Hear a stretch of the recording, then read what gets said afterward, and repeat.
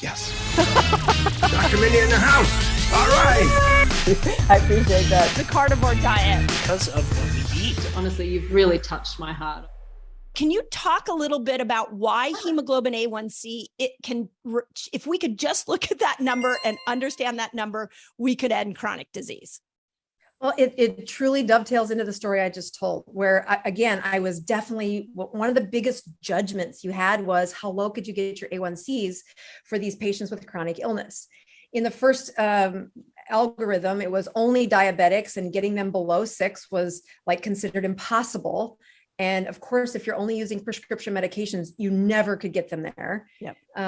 You couldn't, wait, pause for a second. You can't get a patient below 6 on a prescription medication. Yet we know like below 5 is for longevity. Yes, absolutely. Okay, I just didn't want to lose that point because that's huge. Go ahead. Real, and I'll tell you who knows this is every actuary table, every lab or insurance. Well, if they get to sweep labs, you give them permission to sweep labs from your EMR, electronic medical record. And that means that even if they weren't the one that paid for it or ordered it, it's in your history, and they can plot your life expectancy based on A1C. And especially, I mean, it is so linear that of the health problems that are associated with it, that when we can get it below 5, you win. If we can get it to 4.5, that's my personal goal. You win. The amount of longevity and improvements in the way the system can transition from one fuel to the next, can repair an injury, can suppress the growth of a cancer.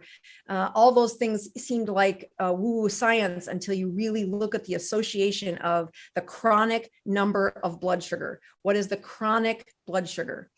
And so when you learn about what hemoglobin A1C is in medical school, and then you get out into the real world and you see doctors being really passionate, like, hey, you got to get this better. You got to get this better. And I can remember we got to get this number down. And it wasn't the incentives that were doing it. It's because if you watch this number, it is such a correlation for who's going to have a heart attack in the next year, who's going to have a stroke in the next year, who's going to break their hip in the next year. Right. I mean, it predicts life.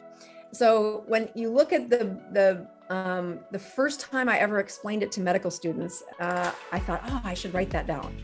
And I just put out the video in this, like my speaking season this year was all teaching about hemoglobin A1C. It was awesome too, by the way. It was such a good talk.